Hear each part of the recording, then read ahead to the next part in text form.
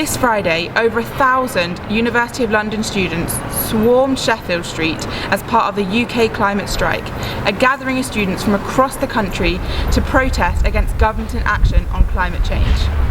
An LSE climate coalition was set up, involving 23 societies, to act collectively for further action. It's an incredibly broad group of LSE students. You've got Marxists, Labour, Lib Dems, all of the political ones, but there's also AU teams.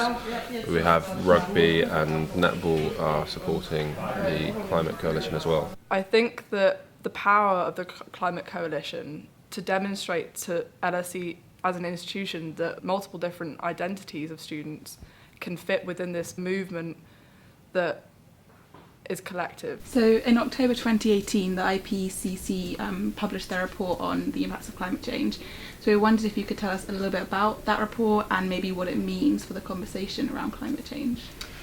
Yeah, so the 1.5 degrees C report from the IPCC was commissioned by the UN FCCC, which is the United Nations Framework Convention on Climate Change.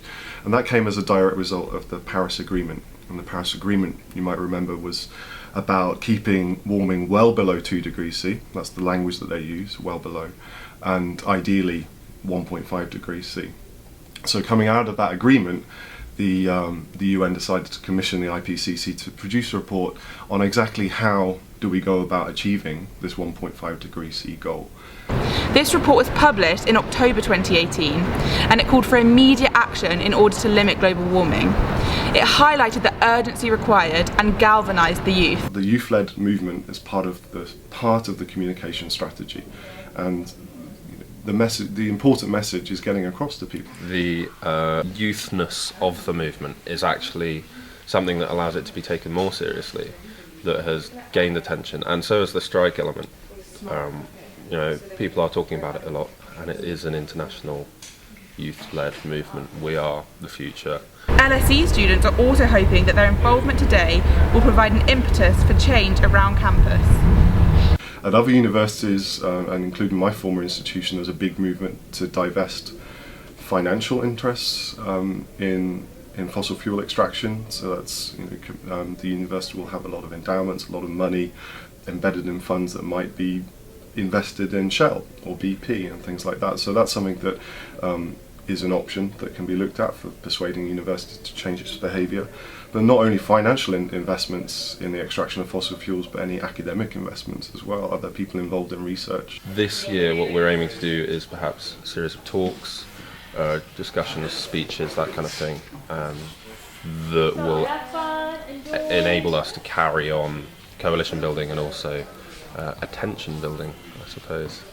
Academic engagement and events related to climate change is something that the LSE can do. It has a really big and important voice in that, not just in the country but across the world. The students protesting outside Parliament today want to hold the British government to account on its commitments made in Paris in 2015. They are petitioning the government to declare a climate emergency and inform the British public about the seriousness of the current situation.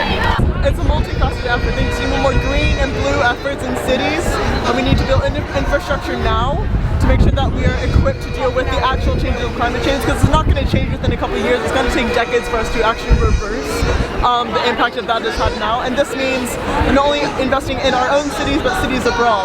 The cities that we've exploited over centuries, that will suffer the most from climate change, that we really need to invest in. Which is why I say this needs to be an international effort, especially with the Global South.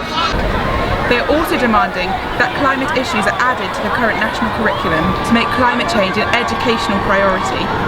I think what I'd like to see next is actual strikes, especially energy strikes, and transport strikes next. And are you hopeful that this will happen? I hope so. I mean, I think Greta started striking during the summer. It's been 8 months since that has happened, and it's grown internationally now. I just think it can only get better from here.